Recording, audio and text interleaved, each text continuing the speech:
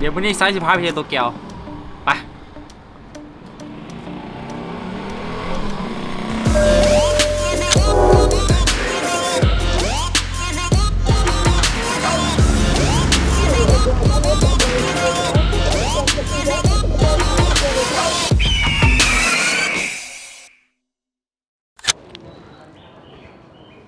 สิ่งแรกที่คนหู้เวลาที่เราอาศัยอยู่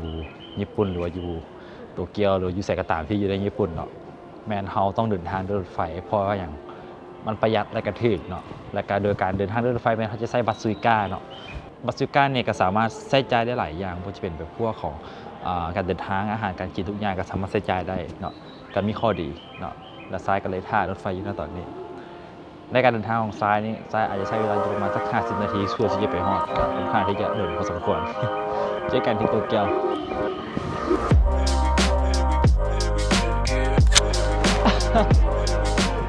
สถานที่แรกที่ซ้ายจะมาก่อนก็คือว่าอากิฮาบาระเนาะจะเห็นได้ว่าตอนนี้มันซ้ายยืนอยู่ใจกลางเมืองของอากิฮาบาระเองบ่ซึ่งยูนี่ซ้ายได้ยินว่ายูนี่มันเป็นเมืองที่แบบว่าบอนที่โลเคชั่นที่แบบมีแสงสีค่อนข้างที่จะหลายถ้าเป็นกลางคืนเนาะแต่ว่ากลางเว้นนี่เบิ่งจากสภาพมันก็งามเพื่อกันคนหลายแฮงตอนนี้เนาะแต่ว่าซ้ายมานี่ก่อนเพราะว่าซ้ายสิไปซื้อของฝากให้หมูซ้ายเนาะเพราะหมูซ้ายฝากเนาะมันฝากซื้อแป้งดองจากห้างดองกี้ทุกอย่างแหละซ้ายก็เลยคิดว่าเดี๋ยวมาเบิ่งอยู่นี่เนาะแล้วก็มานี่มีอีกอย่างหนึ่งที่ซ้ายจะมาเบิ่งเพราะว่ามีอย่างเซ็กทอยเพราะว่าตั้งแต่เกิดมาซ้ายยังไม่เคยเห็นเซ็กทอยเนาะแล้วก็จะบอกว่าอยู่นี่ก็จะขายหลายเนาะกับชินจูกุก็เลยคิดว่าเดี๋ยวเขาไปเซอร์เวย์กันดีกว่าเนาะแล้วก็อาจจะมีแบบถ่ายภาพเสริมไปนำนิดนึงโอเค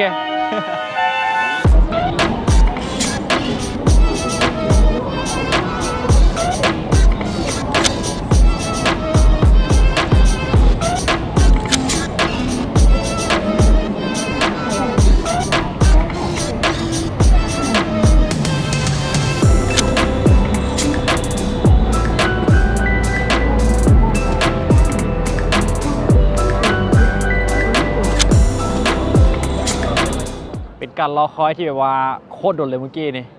เนาะประมาณ10 กว่านาทีกว่ารถไฟจะมาเนาะพ่ออย่างซ้ายยืนท่าถ่ายรูปบอลวิวตัวนี้แต่ว่ารถไฟประมาณจะเทือกะโอ้โหได้ยังท่าแบบโคตรโดนเลยว้าวแต่ว่าได้รูปงามเลยนี่เดี๋ยวแชร์ให้เบิ่งอยู่เมืองนี้คันชิว่าอะไรกะค่อนข้างที่จะขายอย่างหลายๆอย่างเกี่ยวกับแบบแฟนซีพวกนี้นะเพราะว่าไซส์ยางมาละไซส์สังเกตเห็นว่าส่วนใหญ่เป็นแบบว่ามีแต่พวกของเครื่องเล่นการ์ตูนบออย่างประมาณนี้อย่างฮะเช่นนะกับแฟนตาซีหรืออยู่เมืองนี่เนาะ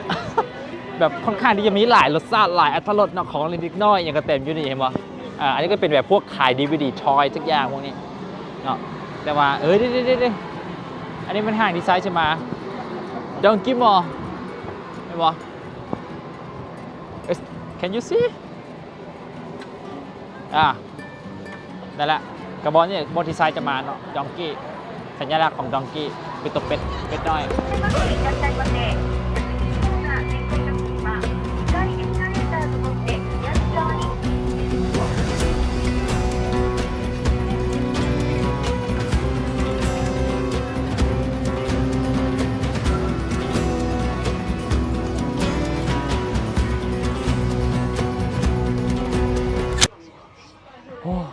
กว่าจะหาเจอ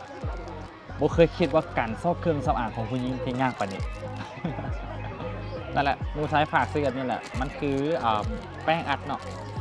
ของชิชาโดbaby power จักเถอะมันสั่งหาอันนึงกับประมาณ350 เยนเห็นป่ะ350 เยนก็โอเคอย่าซื้อแป้งกันเสร็จเป็นจ็อบเรียบร้อยตอนนี้มันซ้ายกับสิไปซอกหาอย่างกินเนาะเพราะว่าหิวข้าวตอนนี้หิวข้าวมากครับยังไปกินข้าวจะเศร้าป่ะน่ะว้าวกินได้อย่างดีวะ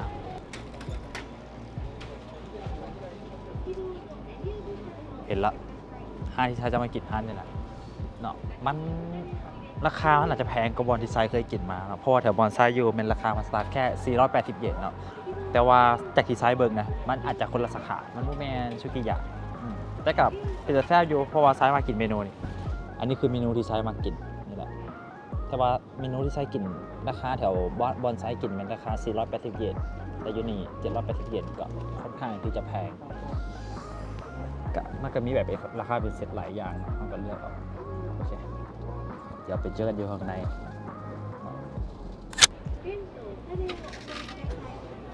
ง่ายๆเห็นบ่ง่ายๆมันกับบริยากเนาะเวลาที่เขาสิมากินอาหารที่นี่เขาก็สามารถซื้อด้วยตัวเขาเองก็ได้นะเพราะว่ามันก็มี English menu อยู่ด้วยกันแต่ว่าตอนนี้เขาก็ต้องหาคิวอยู่ Yes only one โอเคเนาะซอยก็ถ่ายคิวอยู่ภาคนั้นก็จะก็ถ่ายคิวอยู่เห็นบ่ เนี่ยหลายอยู่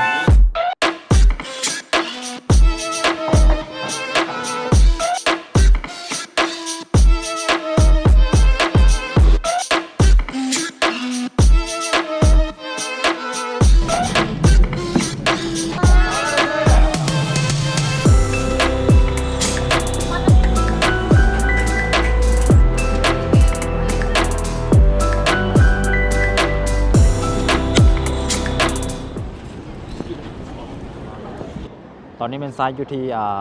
สถานีอาซากุสะเนาะซึ่งขึ้นมาจากสถานีเมื่อกี้นี่แล้วซ้ายจะมาอยู่ที่วัดนี่เห็นปะวัดนี้มีชื่อว่าวัดเซนโจโออย่างสักอย่างแหละเดี๋ยวขอเบิ่งกันคำถามกันข้อแรกเนาะที่ไซมาวัดนี้บ่ได้มาอย่างไรมาถ่ายรูป จุดประสงค์ของไซคือที่จะมาถ่ายรูปนั่นเองเนาะเพราะว่าตอนช่วงเวลาสักประมาณ5 โมงหรือว่า4 โมงเนี่ยตอนนี้เป็นเวลาอยู่ที่3:45 นาทีเนาะแต่ว่าไฟก็จะกำลังเปิดแล้วเห็นบ่เป็นโลเคชั่นหนึ่งที่ไซต์ต้องการที่จะมาถ่ายรูปเนาะเพราะว่ามันงามมันงามอีหลีเนาะแต่ว่าต้องหาให้ไฟมันขึ้นมาอีกนิดนึงก่อนเนาะแต่ต้องบอกก็ตามสภาพที่เห็นนี่แหละข้างหลังคนหลายเวอร์เลยมันจะถ่ายรูปยากนิดนึงเนาะกะอาจจะท่าสู้อย่างว่าอะไรก็ท่าเวลาประมาณนั้นอาจจะได้รูปที่งามออกมาโอเคผู้สาวไทยรูป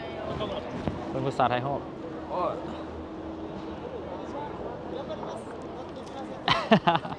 โอเคใช่ขอถ่ายรูปกัน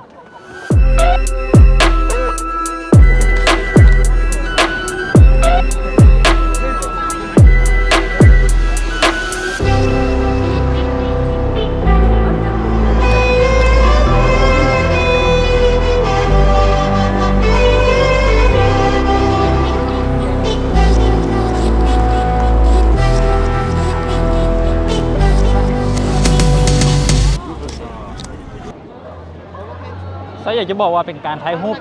ที่ยากที่สุดสำหรับชายเลยเนาะเพราะว่าคนมันหลายแฮงแล้ววันนี้มันโมโหสิทายออกมาไปได้ให้มันงามมันนะเพราะว่าคนแบบย่างเข้าย่างออกมาเรื่อยก็โคตรเลย เอาเป็นว่าเดี๋ยวซ้ายกำลังจะเข้าไปถ่ายรูปยังไงต่อเนาะโมโหว่าสิมีอย่างแน่อยู่ในนี้เพราะว่าซ้ายกับบ่เคยมาหาก็เคยมาเดี๋ยวเราไปเจอกันอยู่ไหนอยากจะบอกว่าเข้ามาในแล้วนะแห้งงามกว่าเก่าเนาะเห็นว่าข้างหลังซ้ายนะ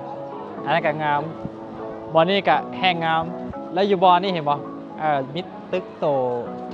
เกียวทาวเวอร์ที่บอกใช่กับโบฮู้กันฮู้แต่ว่างามแห้งอยู่ในนี่เนาะซ้ายกำลังที่จะเข้าไปข้างในแล้วจะไปไหว้อีกมันหนึ่งเนาะ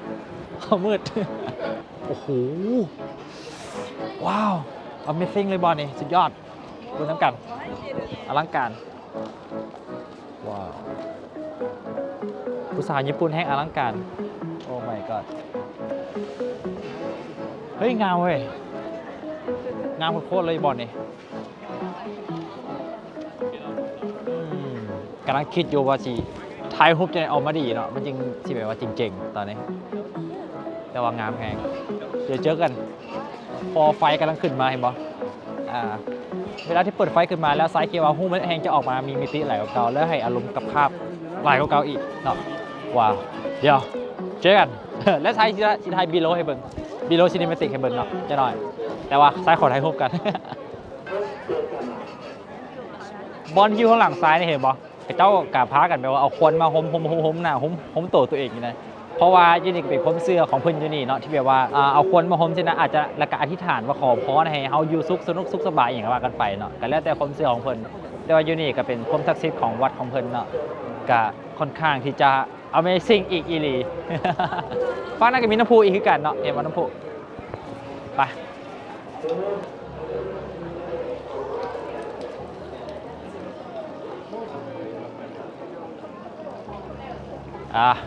นั่นแหละยูนี่ก็จะมีน้ำพุที่แบบว่าความเสื้อของมันคือกันเนาะที่แบบเวลาเขาล้างมือล้างเท้าอย่างประมาณนั้นเจ้าสลายยูนี่ใส่ก็เห็นแต่กับเจ้าล้างมือแต่ว่ายูนี่ก็มีป้ายบอกว่า please do not put your mouth direct on the jumper แบบบ่ให้เขาเอาอันเนี้ยมากินที่เนาะบ่ให้ก็แค่ล้างมืออย่างเดียวแค่นั้นเองหอมชุบ บนมันบรรยากาศโคตรแบบว่าเห็นไหมง่ายมีเลยยูนี่มีทั้งจอมตัวนี้อีกวัดตัวนี้หอคอยงามอันนี้ก็เป็นบอลบัดใหญ่จะน้อยไซส์จะขึ้นไปเทิงนี่แหละแต่ว่าซ้ายหากระไดฮุบแล้วเนาะกับบอลนี้ก็เป็นอีกโลเคชั่นหนึ่งเนาะที่แปลว่าผู้ใดมาญี่ปุ่นหรือว่ามาโตเกียวก็แวะมาเนาะอาซากุสะ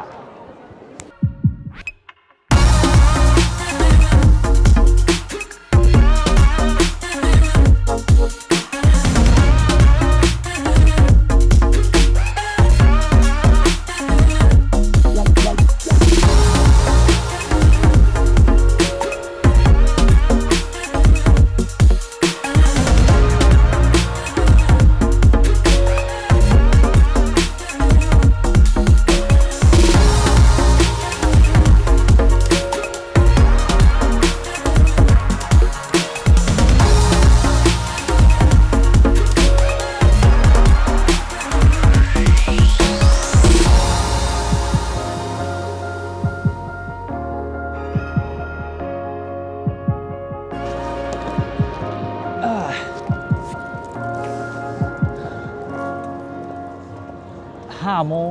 ตอนนี้5 โมง 7 นาทีสภาพอากาศอยู่ญี่ปุ่นเนี่ยค่อนข้างที่จะแบบว่ามืดทุกอย่างเลยเนาะตามที่เห็นแหละเพราะว่าโซนนี้เป็นโซนอากาศหนาวแน่เนาะเห็นบ่มืดแทงแต่ว่าขั้นเทียบใส่บ้านเขาเนี่ยโอ้ยแต่เวนยังบ่ต้องดื่มแม่นบ่ต้องบอกเลยกันว่าตอนนี้มันซ้ายอยู่ใจกลางเมืองของชินจูกุเนาะเซิงซ้ายจะมาบอนี่เพื่อที่จะมาตามพรเป็นเชื่อของซ้ายนั่นเองเนื่องจากว่าช่วงระยะ2 เดือนที่ผ่านมาซ้ายกันได้ไปเฮียนแบบว่าการถ่ายทำวิดีโอหรือการถ่ายภาพต่างๆเนาะโบจะเป็นได้ไหนตัวเขาก็ต้องฝึกมาเนาะเห็นบ่ขั้นไผ่สังเกตคลิปวิดีโอซ้ายแต่ละคลิปมานะมันจะเปลี่ยนแปลงไปทุกๆคลิปเลยบอกตรงเลยมันจะเปลี่ยนไป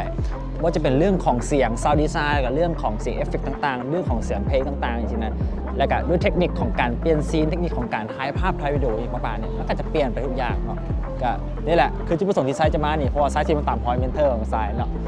ว้าวหอมขนาดหอมเคียบชินจูกุมีอะไรเป็นบอกมาเบิ่งกันเลยมันก็ประมาณนี้หน้าตาโอ้โหอันนี้470 เยนซักคิดแล้วเป็นเงินบาทก็ประมาณเท่าไหร่วะ100 ปลายประมาณ140 บาทพออยู่นี่กับค่อนข้างมีอาหารค่อนข้างที่จะหลายเลยขั้นตามที่เห็นนะแบบว่าพอชินจูกุมันจะเป็นซอยแบบว่ามีหลายซอยมีพวกร้านอาหารนู่นร้านอาหารนี่สินะแต่ว่าซ้ายก็สิไปอีกซอยหนึ่งที่เป็นซอยเพื่อที่จะไปถ่ายรูปอย่างเดียวไม่ได้ไปกินอย่างหรอกซอยตอนนั้นมันเป็นซอยที่แบบว่าเกิดเจ้าซิลจังไหนแบบเป็นซอยที่แบบว่าเวลาเขาไปนั่งชิลอย่างประมาณนี้นะสไตล์แบบนั่งกินเบียร์อย่างประมาณนี้แต่ว่าซ้ายไม่ได้ไปนั่งกินเบียร์ซ้ายต้องการเพื่อที่ไปถ่ายรูปเนาะโอ้อยากจะให้เพราะว่าซ้ายหรือเอาแบตเตอรี่มาแล้วแบตเตอรี่กล้องซ้ายเบิร์ดโอ้ยอยากจะบ้าตายแบตเตอรี่กล้องเบิร์ดเหลือแค่โกโปรหน่อยเดียวโบ้ว่าสีไซได้หน่อยได้หลายเท่าไหร่แต่ว่าไซต้องการซีนที่ไซจะไปทายอยู่ในถนนที่ไซจะไปเนี่ยนะกับโบ้สองพอดีเลยบอกกับคันมันพอดีกับโทษตัวเองเลยไม่ต้องโทษไปหรอกเพราะว่าตัวเองกับหรือเอาแบตเตอรี่มาเองไปสภาพใจกลางเมืองชินจูกุแต่ต้องข้ามทางอยู่ let's go คนมากระหลายเลยชินจูกุนี่คนโคตรหลายชินจูกุนะโอ้ข้ามถนนมีคนข้ามนะข้ามถนน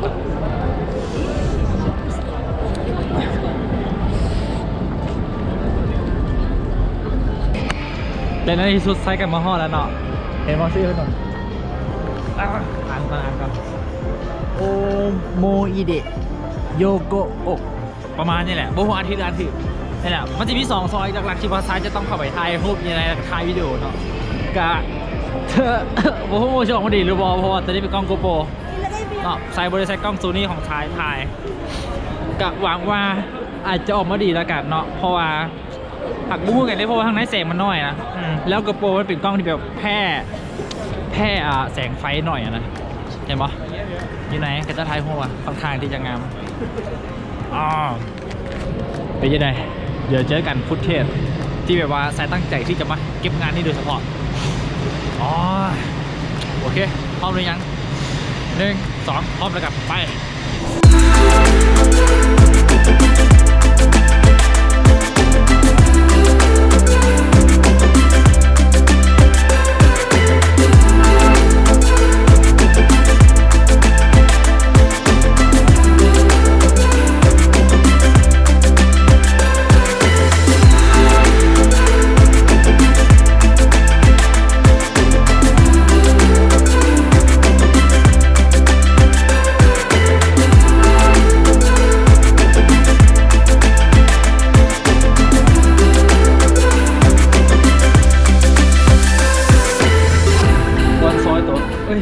บอลซื้อถนนที่เอาทรายเข้ามาเนี่ยหลักๆแล้วอยู่ในเนี่ยก็จะขายแล้วพวกคล้ายๆว่าแบบพวกห้านนั่งกินดื่มต่างๆเนี่ยแบบนั่งกินอยู่ในห้านเลยก็เจ๋งนะมาฟิลลิ่งมาดีแบบว่าเฮ้ยมันเจ๋งเว้ยนะมันมีหลากหลายห้านอาทิตย์แรกที่ทรายก็มาละทรายกับมาลองซิมเหมือนกันนะ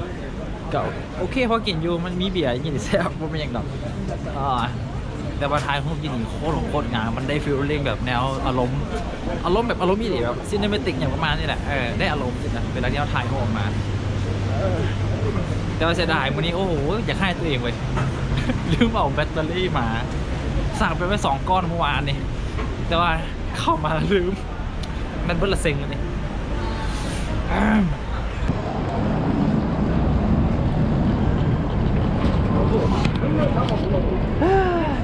โอเคเดี๋ยวเจอกันอยู่บ้านแล้วกันโมมี่จะรับทิศทายอย่างไรตอนนี้พ่อแบตเบิร์ดกลับบ้านแล้วพอเวลากลับบ้านแล้ว ที่จริงไซกะกำลังยังกลับบ้านอยู่นะตอนนี้เนาะตอนนี้เป็นเวลาอยู่เอาให้เบิ่งก่อนเห็นปะเป็นเวลาอยู่ที่11:50 นาทีเนาะดูว่ากะเกือบเที่ยงคืนนั่นเองบอกเลยว่ากลางคืนอยู่ญี่ปุ่นเนี่ยโคตรหนาวเลยหนาวโคตรเนาะสรุปแล้ววันนี้ทรายกับเบิดเงินไปทางเบิดค่าใช้จ่ายรวมทั้งหมดทั้งกินทั้งเดินทางแต่อย่างแล้วก็ซื้อเครื่องซื้อของเนาะกับประมาณ 6,400 เยนเนาะ